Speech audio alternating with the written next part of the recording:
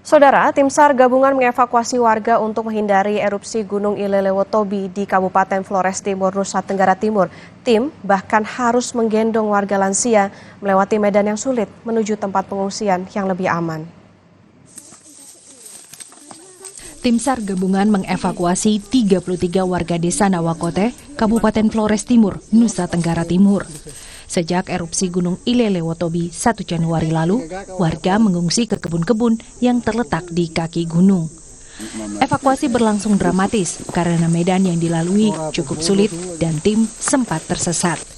Ditambah beberapa warga lansia harus digendong karena kondisi kesehatan mereka yang tidak memungkinkan untuk berjalan sendiri. Ada pula warga lansia yang harus ditandu. Selain warga lansia, tim SAR juga mengevakuasi bayi dan anak balita. Warga dibawa ke posko pengungsian di SMP Negeri Wulanggitang. Warga mendapat perawatan kesehatan dan berlindung dari erupsi Gunung Ilelewotobi. Jadi sejak terjadi erupsi di awal tahun tersebut, mereka mengungsikan diri mereka di kaki gunung di sisi sebelah timur dari Gunung Ilelewotobi. Jadi mereka sampai hari ini masih bertahan di sana dan meminta evakuasi kepada ibu dusun lalu menghubungi kami dikarenakan kondisi kesehatannya sudah mulai banyak yang menurun.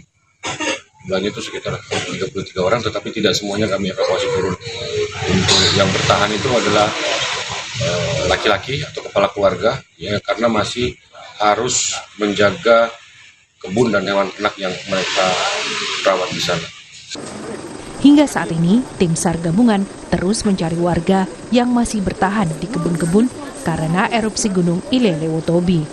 Warga diminta untuk melapor jika mengetahui ada warga yang masih berada di sekitar Gunung Ilelewotobi. Pasalnya, aktivitas kegempaan dan vulkanik Gunung Ilelewotobi terus menunjukkan peningkatan. Citos Natun, Kompas TV, Flores Timur, Nusa Tenggara Timur.